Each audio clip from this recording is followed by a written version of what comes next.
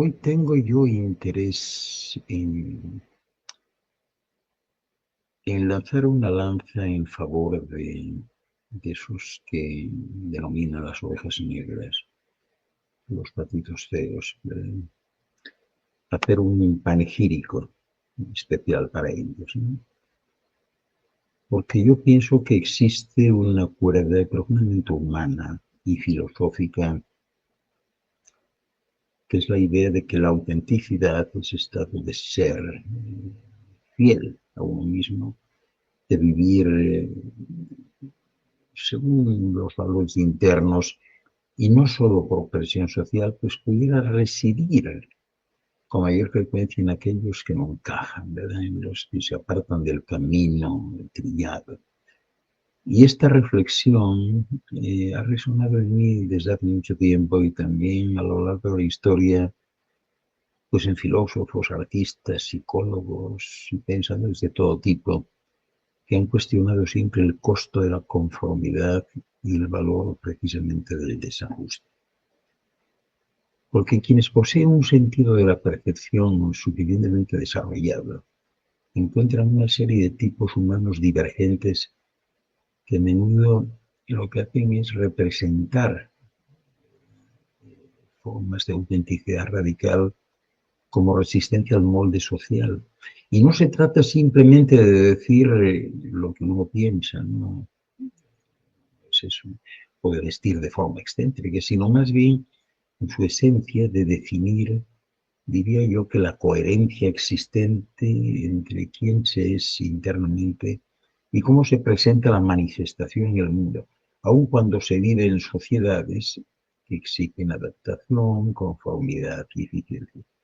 Por eso desde la escuela hasta el trabajo, pasando naturalmente por las redes sociales en las que se entrena para encajar, para alcanzar una normalidad, para no molestar, pues hay montones de estos, ¿no? De ovejas negras, patitos feos, ¿no? Los divergentes. Y en este contexto, estos divergentes, los que no encajan, los que cuestionan, los que son diferentes, pues no son necesariamente más auténticos por defecto, pero sí tienen menos opciones de ocultarse tras máscaras sociales, porque su desajuste les obliga a confrontar constantemente quiénes son, porque el mundo no les ofrece a ellos un traje prediseñado que les quede bien.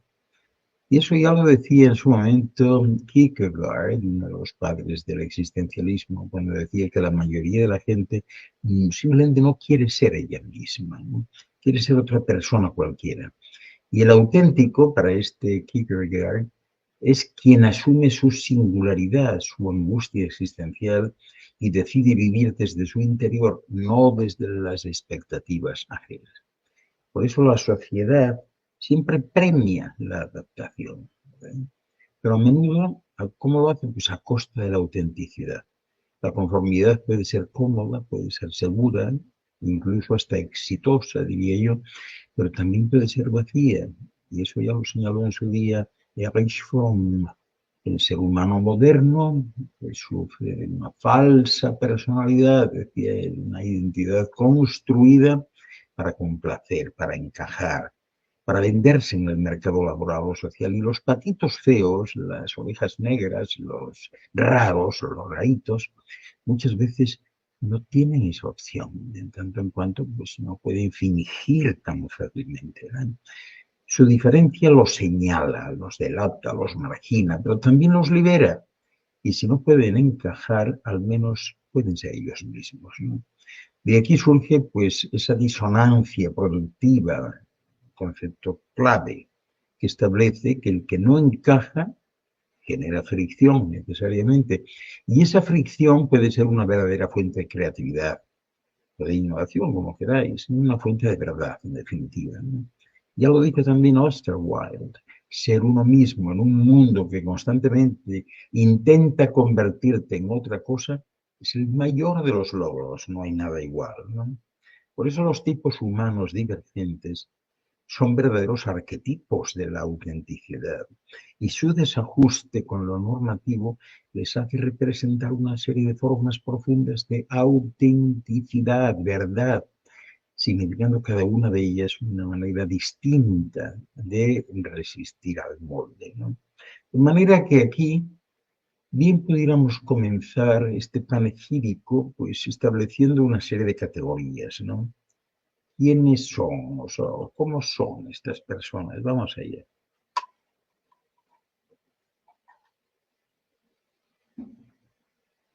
En esta categoría, yo creo que habría que situar en primer lugar al artista atormentado, esa persona sensible, eh, como diría yo, emocionalmente intenso, obsesivo con su visión, a menudo incomprendido, que vive para su arte, no para el reconocimiento. O sea, puede sufrir por no encajar, pero su obra es un reflejo directo de su alma. Su locura o su tristeza no son debilidades, sino consecuencias de ver al mundo con una claridad que incluso duele. Aquí en este grupo, pues yo pondría a Van Gogh, a Silvia Plath, a Nina Simone, por ejemplo. Luego hablaría de otro grupo, que bien pudiéramos llamar los filósofos solitarios, ¿no? O sea, pensadores críticos, escépticos de las convenciones, buscan verdades más allá de lo evidente, rechaza el pensamiento en piloto automático y no busca nunca aprobación, sino comprensión. Estos prefieren la duda a la certeza cómoda. Y aquí la sociedad teme al que cuestiona sus cimientos. Ese es el auténtico filósofo. Yo situaría aquí, sin dudarlo, a Sócrates, que fue, ya sabéis, ejecutado por corromper a la juventud, decían, a Friedrich Nietzsche, por mantener su personalidad totalmente marginalizada en su tiempo, y a Simone Weil, ¿no? Luego hablaría pues del rebelde ético, que siempre desobedece, no por rebeldía gratuita, sino por principios, actuando contra lo injusto, aunque le cueste. Fijaros bien, su conciencia no se negocia nunca y pone su integridad por encima del éxito o de la aceptación. Y aquí resalta muchísimo su autenticidad, porque es una autenticidad moral que se revela cuando elige hacer lo correcto, no lo conveniente, sino lo correcto. Hay ejemplos arquetípicos que podrían ser Mahatma Gandhi, por ejemplo, Malala Yousafzai, Edward Snowden. Estos serían buenos ejemplos, ¿no? Después tendríamos que hablar necesariamente del introvertido profundo. El introvertido profundo que prefiere la soledad, la introspección y las conversaciones profundas a las superficiales. Nunca actúa por necesidad de validación externa, sino que muestra y demuestra una y otra vez una autenticidad a ultranza, con un mundo interior riquísimo, ¿no? Y autónomo, sobre todo dentro de una cultura que idolatra la extroversión y en la que el introvertido auténtico defiende el derecho a existir sin ruido. Aquí, en este grupo especial, yo situaría sin dudar a Emily Dickinson, a Marcel Proust y J.D. Salinger, entre otros, ¿no? Luego habría que hablar y referirse al excéntrico innato que tiene hábitos, gustos o formas que desafían normal. Pero no lo hace él por provocar, oye, sino porque es así y no se adapta por obligación. Su rareza aquí, en este caso, no puede ser conceptualizada como performance, porque no lo es. Es una expresión espontánea. Y aquí habría que integrar a Nikola Tesla, a Charles Bukowski o a David Bowie, ¿no? Podrían estar en este grupo. Luego tendríamos al marginado social, que pertenece a un grupo excluido por raza, o por clase, o por orientación sexual, o lo que sea, por discapacidad, etcétera, ¿no? Y a menudo se ve obligado a luchar por su derecho a existir, desarrollando con ello una conciencia aguda de la identidad, ya que la opresión debe forzar una autenticidad dolorosa, pero también liberadora, por lo que no se puede fingir, ¿verdad?, cuando el mundo le niega a uno la esencia de su propio ser, o sea, hay que ser uno mismo. En este grupo yo pondría a James Baldwin, a Frida Kahlo y a Audre Lorde. Eh, Otra categoría tal vez fuese el niño interior no domesticado. Un adulto que conserva su curiosidad intacta, su asombro, su juego, su vulnerabilidad y hasta no sé, su autenticidad también. Que no ha matado su inocencia nunca, ni su espontaneidad bajo el peso del crecer. Porque esta sociedad exige crecer, pero a veces crecer significa traicionar al niño que fuimos. O sea, podemos situar aquí a muchos, ¿no? Empezando por Walt Whitman y Clarice Lispector, el personaje que hizo Forrest Gump. O sea, a cualquiera de ellos podríamos ponerlo aquí sin problema. Después podríamos hablar del errante, que es un nómada existencial, que nunca se queda en un lugar, ni en una ideología, ni en una relación, y busca sin cesar, siempre busca, en un mundo que exige estabilidad, aunque él afirma que la búsqueda misma es el propio hogar. Rechaza las etiquetas y prefiere el viaje a la llegada, ¿no? En este grupo, pues ahí entrarían bien Jack Kerouac, Bruce Showing y los poetas de la generación Beat, cualquiera de ellos podría estar aquí, ¿no?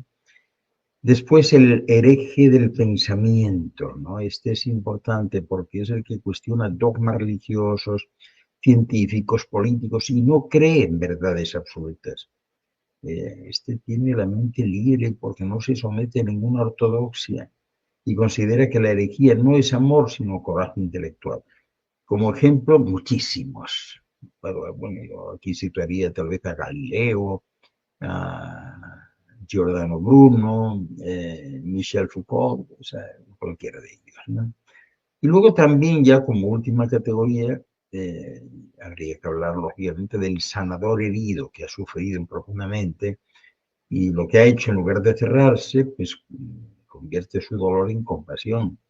Nunca finge ser fuerte, ¿no? Porque precisamente su debilidad es su fuerza y está convencido de que la autenticidad más profunda nace del abismo, no de la superficie. Así que aquí podríamos incluir como miembros destacados pues a Rumi, a Etty Histleton y a Ethel Boritzer, ¿no? Ahora la cuestión que subyace siempre es la misma. ¿Por qué los divergentes pudieran ser los más auténticos? Depende de las ópticas, ¿no? Porque no todos los que no encajan son auténticos. Claro, algunos son rebeldes por rebeldía, son excéntricos por exhibicionismo, eso hay mucho hoy, hay marginales por victimismo, pero siempre hay un hilo conductor, porque la falta de ajuste forzado a la normativa les obliga a confrontar su identidad. Y por eso, mientras que el conformista puede vivir en piloto automático, estudiando lo que toca, trabajando pues donde corresponde o casándose, bueno, como Dios le da a entender, el divergente no tiene ese lujo. Cada decisión es una afirmación de sí mismo, cada paso es un acto de resistencia o de elección consciente. Y además la autenticidad no es un estado, sino un proceso. Es la lucha constante por no traicionarse. Y en ese sentido, el divergente, al vivir en tensión con el mundo, pues está mucho más expuesto a ese proceso, ¿verdad? Curiosamente, yo quisiera resaltar aquí que con el tiempo se ha presentado una paradoja en la aceptación del raro, ¿no? Porque hoy en día en ciertos círculos, ser raro se ha convertido en una especie de moda y hasta celebra la diferencia, ¿no? Pero a menudo de forma superficial como estilo, como branding, como pose. Y eso crea una nueva trampa, que es la autenticidad como producto, ¿no? Esto hay que tenerlo en cuenta.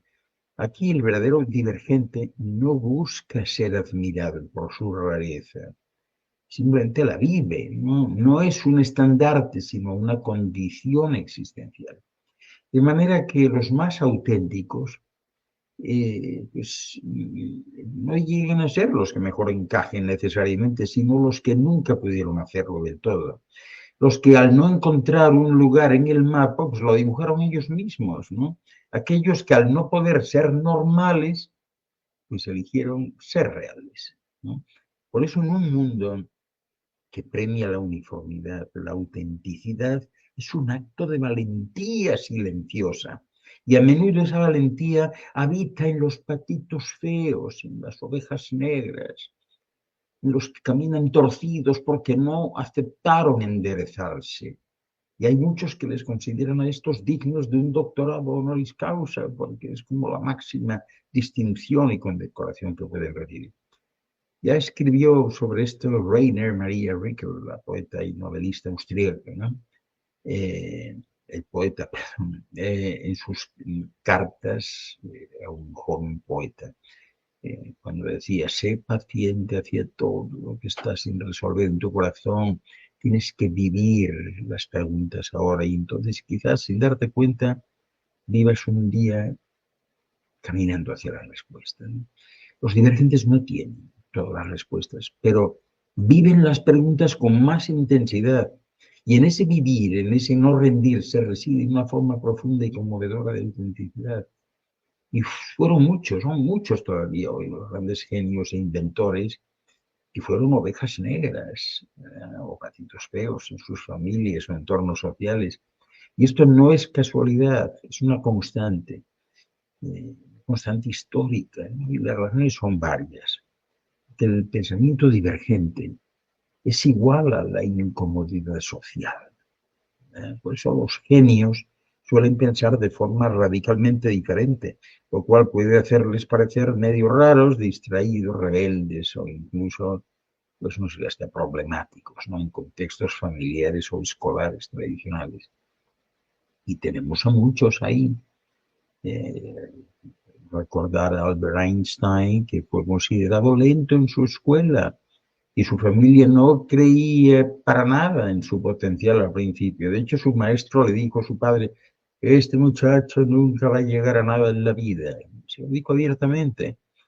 Luego el caso de Thomas Edison, que fue expulsado de la escuela por ser considerado un tarado, o sea, un deficiente mental. Y su madre lo educó ella en casa, no le volvía a enviar. O a Nikola Tesla, que era un niño introvertido y que era obsesivo con ciertas manías que tenía, que lo hacía parecer excéntrico, incluso para los miembros de su propia familia, ¿no? Por eso el rechazo a la norma implica un conflicto con el entorno, y las familias, especialmente en épocas pasadas y a veces todavía hoy, ¿no? Valoran la estabilidad, valoran la obediencia y el buen comportamiento, ¿no? Un niño que lo cuestiona todo, que se pasa horas dibujando inventos en vez de hacer tareas, o que habla de ideas y misiones imposibles, puede ser visto, y de hecho lo es habitualmente, como un problema, ¿no? Fijaros en Leonardo da Vinci, que fue hijo ilegítimo, que era terrible en aquella época porque lo convertía automáticamente en un marginado social, aunque lógicamente su talento pues, lo fue elevando más tarde, ¿no? Pero en principio eso es lo que era. O Steve Jobs, que fue adoptado, ¿no? Y que tenía una personalidad difícil, intensa, y que fue descrito por muchos como insoportable en su juventud. Incluso hasta su familia adoptiva tuvo que en algún momento pues lidiar con esa rebeldía que él tenía. Y en ese sentido la metáfora del patito feo que se convierte en cisne pues es perfecta, porque lo que parece torpe, raro, inadecuado en un entorno pequeño, como puede ser la familia o la escuela, de repente puede florecer cuando se encuentra en su hábitat natural, la ciencia, la tecnología, el arte, el deporte, lo que sea, ¿no? ¿Por qué ocurre? Bueno, hay muchas razones, no solo una. La primera, yo diría que la sensibilidad intensa. Hay muchos genios que son hipersensibles y eso los hace vulnerables al rechazo, pero también los hace profundamente creativos, ¿no?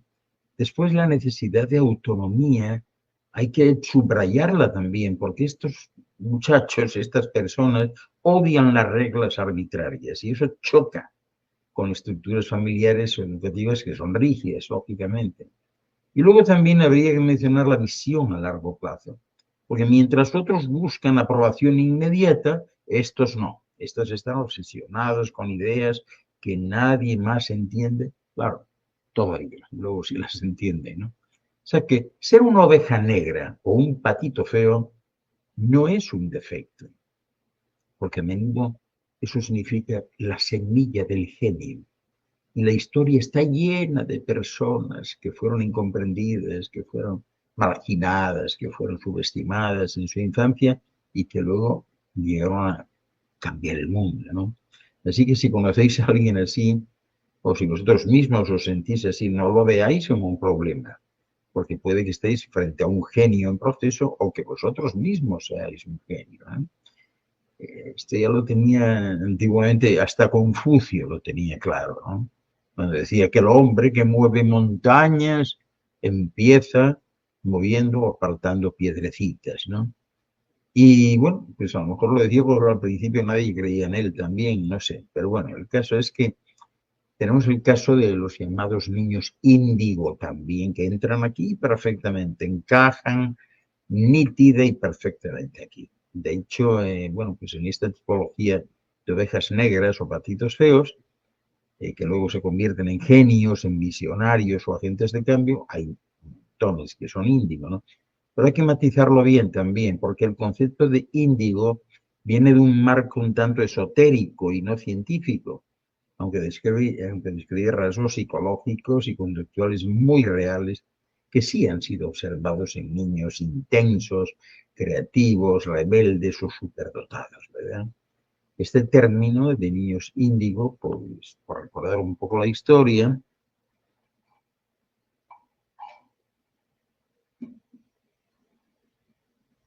pero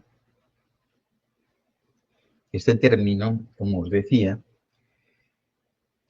fue popularizado en los años 70, 80, 90 por Nancy Antala, una psicóloga a quien conocí, con quien hicimos algún trabajo juntos en su momento, y luego por Lee Carroll y Jan Tober en su libro The Indigo Children, los niños índigos, de allá del año 2000 o 1999, no me acuerdo. Bueno, según esta corriente, estos niños son esencias especiales que nacen con una conciencia más elevada, una fuerte intuición y rebeldía ante la autoridad injusta, ¿verdad? Tienen una alta sensibilidad y una misión de transformar el mundo. Y en algunos casos son seres interdimensionales que renacen aquí para misiones concretas, especiales, y aunque no hay evidencia científica que respalde la existencia de un aura índigo, una nueva raza de niños espirituales, lo cierto es que muchos de los rasgos que se les atribuyen coinciden con los de los niños superdotados o los neurodivergentes, como los que padecen TDAH, trastorno del déficit de atención con hiperactividad, o TEA, el trastorno del espectro autista de alto funcionamiento. Y son altamente sensibles o con pensamiento divergente todo el tiempo. Y muchos de los rasgos de estos niños coinciden con estos patitos feos, ¿no? O sea, no sé, por recordar alguno, pues son rebeldes ante la autoridad arbitraria, se aburren en la escuela, desarrollan un pensamiento crítico que les hace estar pendientes todo el tiempo y con necesidad de que se haga justicia. Tienen una capacidad enorme para la estimulación, son empáticos y sensibles, no sé qué más os puedo decir, que preguntan todo el tiempo, lo cuestionan todo, es decir, que tienen una curiosidad profundísima, ¿no? Y un pensamiento filosófico, y prefieren estar solos. Ellos, o de estar con alguien, prefieren a los adultos. O sea, esto les proporciona una madurez asincrónica y al final tienen unos intereses inusuales. Ellos en todo momento sienten como que no encajan, ¿no? Y esa conciencia de su diferencia la tienen desde pequeños. O sea que eh, pregunta que subyace aquí es, entonces, ¿estos niños índigo son futuros genios? O sea, no, no necesariamente, ¿no? No todos, pero muchos sí tienen el potencial para serlo, ¿no? Entonces aquí hay que hay que tener cuidado en cómo nos relacionamos con ellos, ¿no? Se les entiende, o se trata de entender, en lugar de reprimirlos, esto es importante, hay que guiarlos, ¿no? No forzarles a encajar porque eso no funciona, ¿no? Hay que permitirles explorar sus intereses profundos y ayudarles a canalizar su intensidad emocional o intelectual.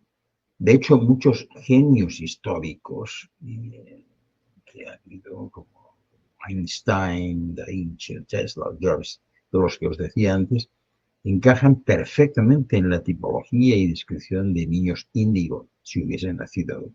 No obstante, hay que tener cuidado con desarrollar un romanticismo excesivo, pero hay también, y es importante no caer en algunos extremos. Por ejemplo, lo que sucede en algunos casos que es que los idealizan como elegidos o como superiores, ¿no? Y esto no es así, o sea, aparte de todo puede generar presión, puede generar incluso narcisismo o frustración, ¿no? Y luego también, pues el hecho de que en muchos casos se intenta ignorar sus dificultades reales, hay muchos que necesitan apoyo psicológico, apoyo educativo, emocional, o sea, no son mágicos, sino que son seres humanos, pero muy intensos, eso es todo. De forma que sí, ellos encajan, ¿no? Pero con matices. Los niños índigo, entendidos como niños intensos, sensibles, rebeldes, creativos o superdotados, son la versión moderna de los patitos feos, que luego son los que también, y muchos de ellos hoy son diagnosticados, como os decía, con TDAH o con síndrome de Asperger, superdotación o alta sensibilidad, y muchos de estos diagnósticos en el pasado simplemente pues, eran tipificados con un término, que eran genios raros, ¿no? Pero hay que tener siempre en cuenta que no son niños defectuosos, son niños diferentes. Y a veces precisamente por eso están destinados a ver lo que otros no ven y a construir lo que otros no se atreven a imaginar. Por eso hay una serie de figuras históricas y contemporáneas, como ya os adelantaba antes, que si hubiesen nacido hoy, pues serían conceptualizados, o sea, con un perfil de niño indio, es decir, rasgos como la alta sensibilidad, la rebeldía ante la autoridad arbitraria, qué sé yo, el pensamiento divergente, la intensidad emocional, el aislamiento social en la infancia o simplemente sentirse fuera de lugar en el entorno que estén.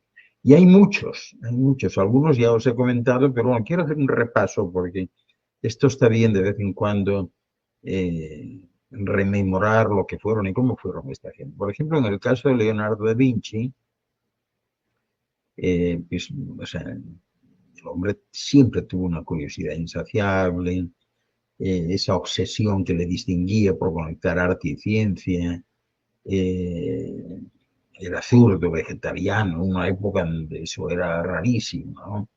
Y era un solitario y era perfeccionista, ¿no? De su infancia, pues imaginaros cómo estaba, él era hijo ilegítimo, no tuvo una educación formal, clásica, la tuvo a su aire interior, ¿no? Porque él no paraba de explorar. Hoy sería diagnosticado con TEA, superdotado, ¿no? De alto funcionamiento, por su enfoque hiperespecífico y por la cantidad de rutinas intensas que desarrollaba, ¿no? Luego, en el caso de Nikola Tesla, igual, o sea, un visionario rayando lo obsesivo, hablaba con animales, tenía todas las manías del mundo, ¿no? Con números, limpieza, etcétera, ¿no? Odiaba la injusticia, se aislaba de vez en cuando y siempre vivía a su aire en su mundo interior, ¿no? De pequeño, pues la única que lo entendía era su madre, pero su padre quería que fuese cura, ¿no? Pues se enfermaba al pobre por estrés cuando forzaban, ¿no? Hoy igual sería diagnosticado como un TEA, o sea, como un superdotado, ¿no? Eh, bueno, Albert Einstein, ¿no? Habló tardísimo, creían que no iba a hablar, era distraído, odiaba la escuela, el maestro autoritario lo cuestionaba todo, lo soñaba despierto, rechazaba todo tipo de normas y era fatal en matemáticas, ¿no? Él no entendía nada de esto. Hoy sería un perfecto TDAH si hubiese que diagnosticarlo, ¿no? Y también superdotado, un pensamiento divergente extremo, ¿no? La poeta y novelista americana también, que ha sido muy estudiada, Emily Dickinson, lo mismo, era introvertida extrema, ¿verdad? Escribió siempre poesía revolucionaria desde su cuarto y le daba por vestir solamente de blanco, ¿no? No quería visitas de ningún tipo, se comunicaba enviando notas, bueno, todo el mundo sabe. En su infancia, bueno, pues muy sensible, o sea, muy inteligente, incómoda con las normas sociales femeninas de la época, y hoy igual, si yo tuviese que diagnosticarla, sería de alta sensibilidad, más TEA femenina, ¿no? O sea, tal vez infradiagnosticada, pero sí, o sea, eso es lo que yo hoy. En el caso de Mozart, igual, ¿no? Niño prodigio, emocionalmente intenso, rebelde ante la corte, decía lo que pensaba sin historias de ningún tipo, ¿no? Se sentía incomprendido, ¿no? Y de pequeño, pues como tantos otros, presionado por el padre, pero con una conexión casi mística con la música desde que él tenía 3 años, que era su salvación, ¿no? Hoy sería diagnosticado igual como un superdotado musical, más TDAH o alta sensibilidad sensorial, ¿no? Y luego también hay figuras de ahora, contemporáneas, que encajan en el perfil, ¿no? Por ejemplo, la famosa zoóloga Temple Grandin, igual diagnosticada con autismo en una época donde pues, eso era como un estigma, ¿no? Pero así todo diseñó sistemas revolucionarios para el ganado desde su forma única de pensar visualmente, ¿no? Y tenía ella una frase que la definía. Cuando le preguntaban, ¿usted cómo se siente? Decía diferente, pero no menos, ¿no? Hoy por hoy, pues ella es un ícono de la neurodiversidad y se autoidentifica como alguien bueno, que pensaba como un animal, así de fácil, ¿no? Luego tenemos la activista ambiental sueca Greta Thunberg, ¿no? Igual, tiene un diagnóstico de síndrome de Asperger, habla con total honestidad de frente, no tolera la hipocresía y ya sabéis por la prensa y medios de comunicación social que ha movilizado a millones desde su soledad, ¿no? Tiene una frase clave ella que usa todo el mundo, ¿cómo te atreves? ¿No? Bueno, pues una clásica índigo, rebelde, ética, muy intensa a nivel emocional, con esa misión de cambio, ¿verdad? Incomodidad social, de todo, ¿no? Y luego pues, aquí habría que incorporar también al celebérrimo Elon Musk, ¿no? Elon Musk, una persona que llegar a donde ha llegado, pues hay que reconocer que es especial, ¿no? Él dice que le hicieron bullying en la infancia, se sabe de él, los maestros y sus padres lo decían, que leía hasta 10 horas diarias, muy obsesivo con la ciencia ficción, empezó a funcionar él solo por su cuenta y a desafiar industrias enteras, ¿no? De pequeño dicen que era solitario, que no tenía apenas amigos, se refugiaba en los libros todo el tiempo y que su madre lo apoyó y su padre lo criticaba, ¿no? Hoy por hoy el diagnóstico para él es un superdotado con TEA y además TDAH, ¿no? Tenemos también a Lady Gaga, la cantante famosísima, que es superdotada musicalmente, toca un montón de instrumentos, ¿no? Pero fue acosada en la escuela por ser rara y ella habla abiertamente y sin problemas de salud mental y de que hay que reinventarse constantemente, ¿no? Cuando le preguntan, ¿y usted cómo reacciona así? Dice, yo ya nací así, dice ella. Bueno, o sea, una mujer índigo, siempre donde las haya, ¿no? Con alta sensibilidad, empatía extrema, defensora de los marginados y canaliza su dolor siempre a través del arte, ¿no? Y luego, pues, ¿a quién más incorporaríamos aquí? En- tal vez a Tim Burton, el director de cine, que también dice que fue un niño solitario, que dibujaba monstruos en su cuarto, y sus padres no entendían para nada ese arte oscuro, ¿no? De hecho, se le etiquetó como perturbada, ¿no? El cine que él hace refleja el alma del niño siempre, pero no de cualquier niño, sino del niño incomprendido, del forastero, el diferente que encuentra la belleza en lo extraño. De igual modo, hoy sería diagnosticada como TEA, más alta sensibilidad artística, ¿no? Y luego también hay personajes de ficción que no existieron, pero que, bueno, pues el autor les ha dado una personalidad. El caso de Matilda, con Roald Dahl, una niña superdotada, ignorada por su familia, que encuentra refugio en los libros y la telequinesis simbólica, ¿verdad? Su poder interior. Y luego también está la que fue la niña aquella de la familia Adams, Wednesday Adams, inteligente ella, fría aparentemente, pero eso sí, profundamente ética, ¿no? Eh, Intuitiva, como los índigos, rebelde, fuera de lo normal, etc. ¿Y quién más pudiéramos poner aquí? A Lilo y Stitch, una niña solitaria que adopta un perro que en realidad es un extraterrestre que se esconde de los cazadores intergalácticos, ¿no? Y Ohana significa familia, ¿no? Quien se queda atrás, se olvida. Ella es la rara, la que no encajaba hasta que encuentra pues, a su experimento, ¿no? Que se vuelve raro que ella.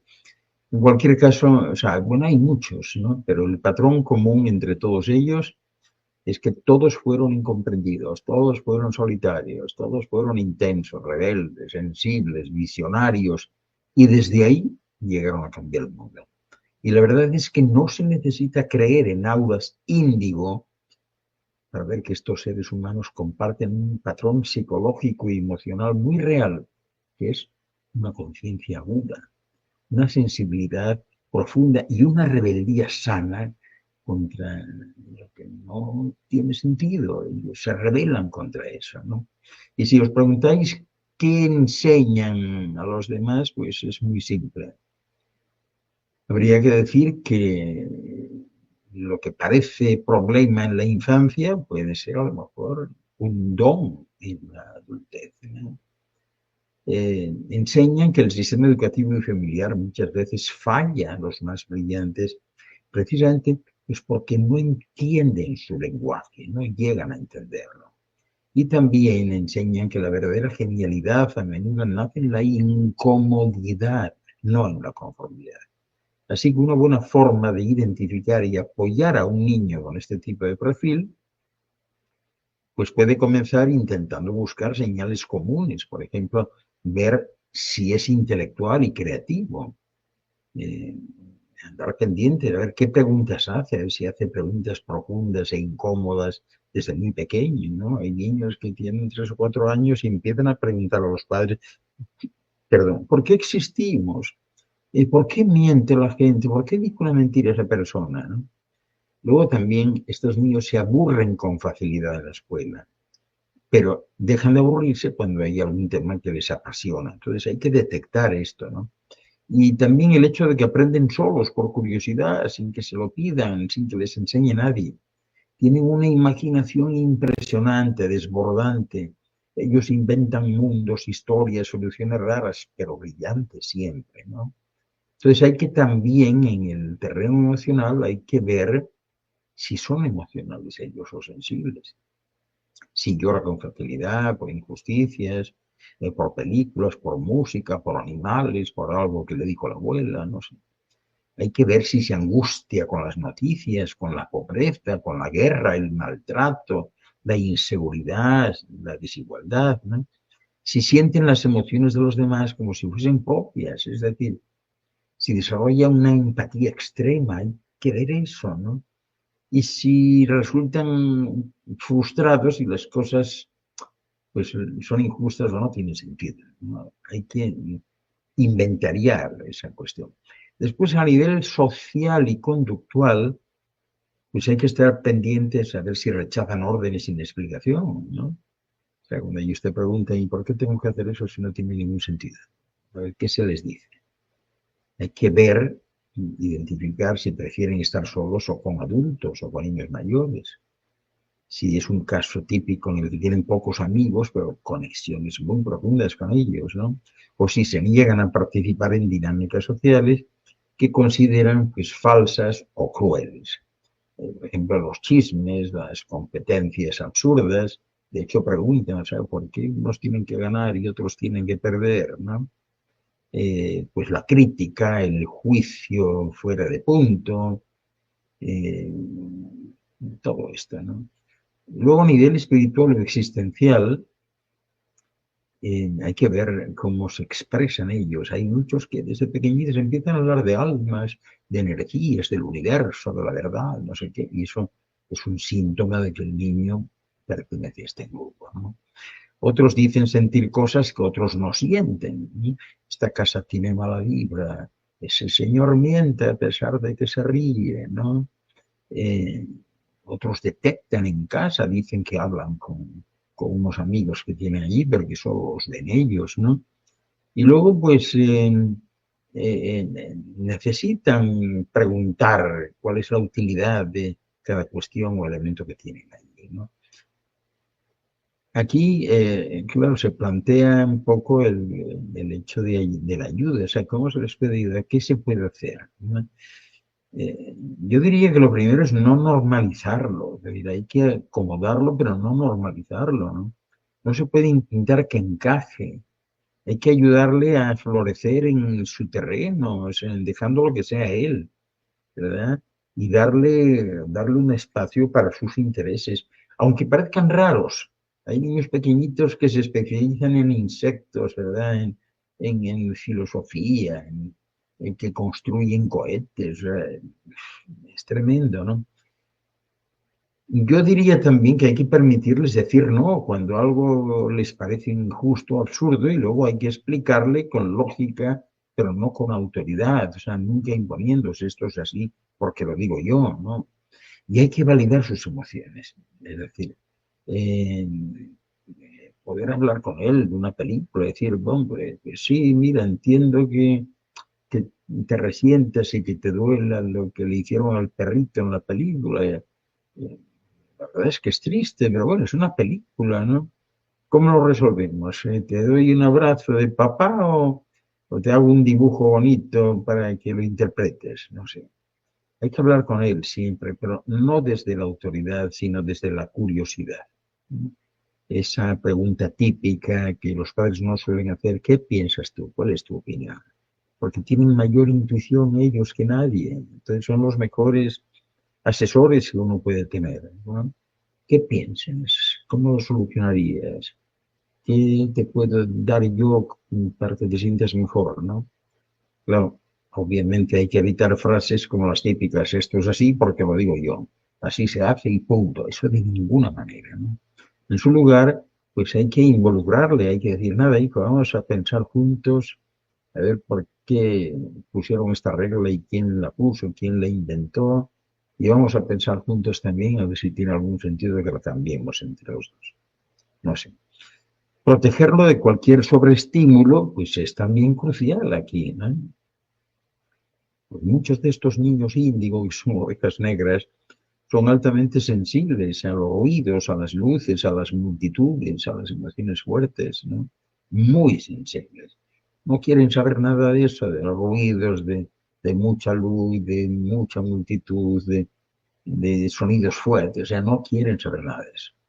Así que, bueno, lo mejor es darle un rincón tranquilo en casa, tener ahí su habitación, vamos, y un remanso de paz, ¿no? Y tranquilo, ¿no? Y respetando sus movimientos de aislamiento, porque eso no es antisocial, sino al final es una especie de recarga energética. Y también, pues evitar siempre forzarlo pues, a ir a fiestas con grupos, a competiciones o a entornos caóticos, si se sabe que le generan ansiedad, ¿no? Hay que conectar con su sensibilidad, con un propósito, ¿no? Y ayudarle a canalizar su dolor por el mundo mediante una acción creativa o solidaria siempre. Es decir, si le duele la pobreza, pues, qué sé yo, pues a lo mejor invitarle a echar una mano juntos de voluntarios en un comedor, Si le angustia, no sé, la contaminación, pues organizar con él una sesión de limpieza profunda o hacer, no sé, arte con reciclaje. Lo mismo si le obsesiona el espacio, pues ese es el momento de ver cosas del espacio, un platillo volante, un cohete o cosas de estas, ¿no? O ver documentales o leer libros juntos. Es decir, convertir su intensidad en misión es lo que le va a salvar de la depresión o de la rebeldía destructiva que se puede presentar. De cara a la escuela, que ese es otro problema, pues hay que buscar docentes que lo entiendan bien, y si no es así, mejor se le educa en casa, francamente, ¿no? Porque no todos los maestros están preparados. Los padres tienen que ser los puentes, ¿no? Es importante que lleven material, artículos, libros, lo que sea, que expliquen su perfil. Eh, Reunirse con el maestro y explicar que es un niño superdotado, que ha sido detectado desde niño, que tiene una alta sensibilidad, que tiene, afectada siempre de una neurodiversidad, ¿no? Que pide adaptaciones más profundas en temas eh, y en proyectos autodirigidos, no le gusta que le repitan las cosas, tener muy claro que si se aburre y se porta mal, pues no es desobediencia, o sea, en general es hambre intelectual, esto es lo que es, ¿no? Lógicamente, como os decía antes, hay que evitar los castigos por rebeldía lógica. Si cuestiona una regla absurda, no tenéis que castigarlo. Hay que aprovecharlo para un debate filosófico adecuado, ¿no? Estoy hablando de algo en clase, por ejemplo, ¿no? Y en lugar de decirle, mira, te castigo por responder, no. Y de decirle, ¿qué crees que podrías haber dicho de manera más respetuosa, pero vamos, sin tener que callar lo que tú piensas? ¿Cómo lo harías? Y esto significa fomentar la autonomía y la creatividad, dándole opciones. Uh, Hoy en día pues se podría plantear, oye, ¿quieres hacer el trabajo escrito en un video, un cómic? ¿Quieres que hagamos una canción sobre eso, no? Porque estos niños florecen con libertad, pero libertad estructurada. Y si se les da un marco claro, y por ejemplo, no sé, tienes que entregar esto antes del viernes, ¿no? Pero se les da libertad de ejecución, van a sorprender siempre, ¿no? O sea que hay que ayudarle a encontrar su nicho, encontrar su tribu, su momento, su grupo, ¿no? Y a veces basta con un compañero que piense como él, ya es suficiente para compensar. Aquí hay que buscar clubes de ciencia, filosofía, arte para niños, de robótica, ¿no? Y siempre es recomendable pues conectar con otros padres que tengan niños parecidos, niños intensos, porque hay un montón de comunidades increíbles online, hasta presenciales, y van bien, ¿no? Eh, no obstante, lo más importante, diría yo, este es el epicentro, ¿no?, de todo, es la protección emocional. Porque si no se le apoya, va a desarrollar ansiedad por sentirse raro o equivocado, ¿no? Va a entrar en una depresión de algún tipo por no encontrar sentido en lo que lo rodea. Y se va a aislar, va a estar pues, en una especie de soledad o aislamiento extremo.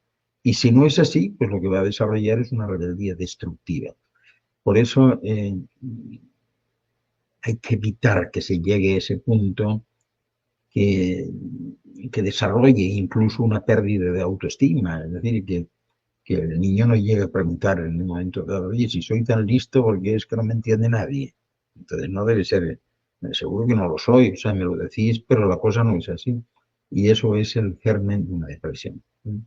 Así que hay que validar su diferencia como si fuese un don, no como un defecto. Hay que enseñarle que no tiene que salvar al mundo él solo, pero sí que puede contribuir desde su esencia, ¿no?